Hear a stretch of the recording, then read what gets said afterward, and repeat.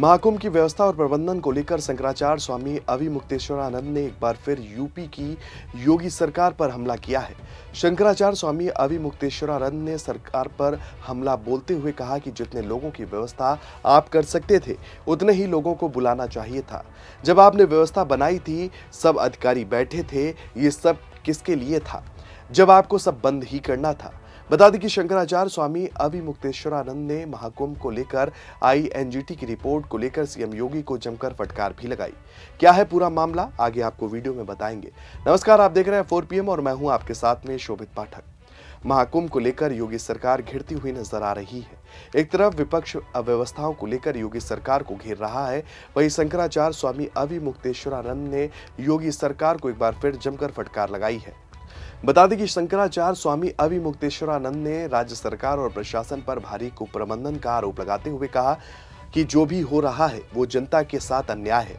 शंकराचार्य यही नहीं रुके, उन्होंने आगे कहा कि कुंभ मेले में 300 किलोमीटर लंबा ट्रैफिक जाम देखने को मिल रहा है, जिससे हजारों श्रद्धालुओं को परेशानी झेलनी पड़ रही है। उन्होंने सवाल उठाते हुए कहा कि अगर ये कुप्रबंधन नहीं है तो और क्या है।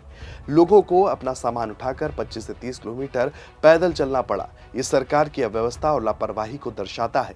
वहीं एनजीटी की रिपोर्ट को लेकर भी सरकार की जमकर फजीहत हो रही है। आपको बता दें कि केंद्रीय प्रदूषण नियंत्रण बोर्ड की एक बैठक में बताया गया है कि महाकुंभ के दौरान प्रयागराज में फेकल कोलिफॉर्म बैक्टीरिया की मात्रा लगातार बढ़ रही है।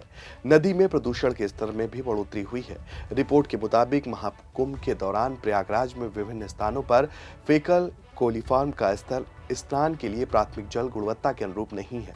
मामले पर आरोप प्रत्यारोप का दौर भी शुरू हो चुका है। शंकराचार्य स्वामी अविमुक्तेश्वरानंद ने कहा है कि सरकार ने जितना प्रचार किया वो सब झूठा है।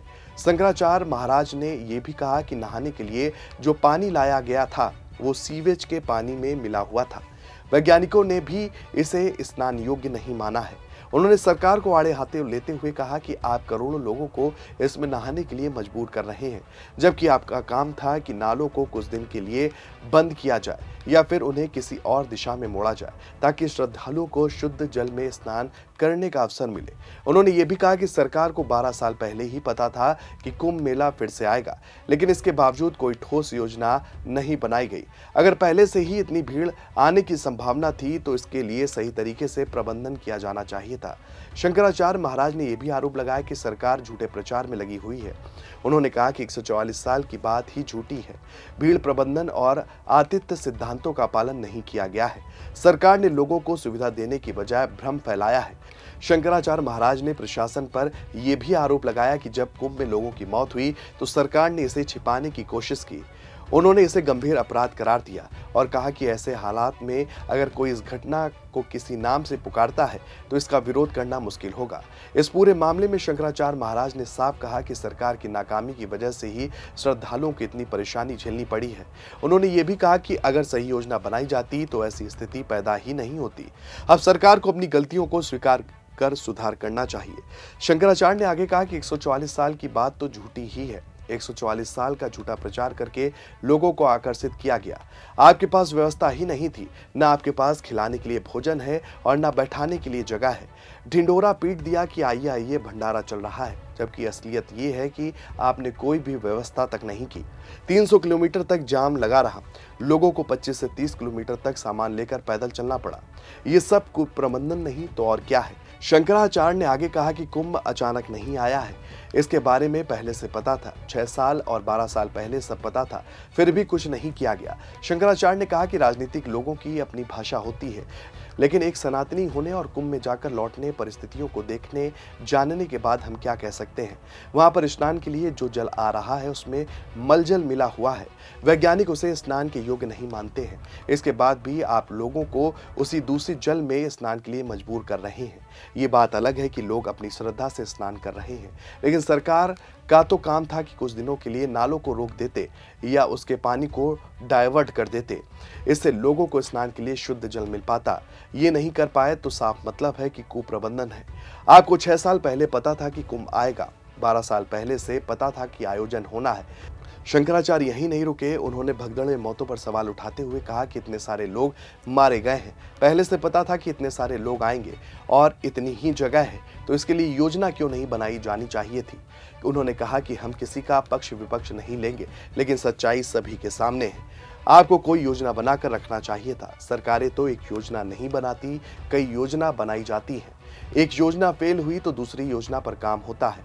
आपने कोई योजना तक नहीं बनाई और 144 साल के नाम का इतना ज्यादा प्रचार कर दिया। शंकराचार्य ने आगे कहा कि जितने लोगों की व्यवस्था कर सकते थे उतने लोगों को ही बुलाइए और उन्हें वापस सुरक्षित भेजिए, उनका आशीर्वाद लीजिए। मुख्यमंत्री को कहना चाहिए कि हमारे पास इतनी जगह है, इतनी पार्किंग है, इतने ही लोग आए। अंधाधुंध लोगों को आमंत्रित कर दिया गया, पुल बनाए गए और उन्हें बंद कर दिया गया। फिर इतने पुल क्यों बनाए गए? कोई वैकल्पिक रास्ता क्यों नहीं था? क्राउड मैनेजमेंट के सिद्धांत का भी पालन नहीं किया गया।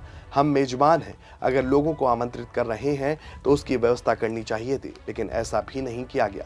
इसके बाद लोग मर गए तो उसे भी छिपाने का काम किया गया। आपको बता दें कि कल सदन में यूपी के मुखिया योगी आदित्यनाथ ने महाकुंभ को लेकर कुछ आंकड़े भी प्रस्तुत किए थे, जिसको लेकर विपक्ष भी उन्हें आड़े हाथों लेता हुआ नजर आ रहा है।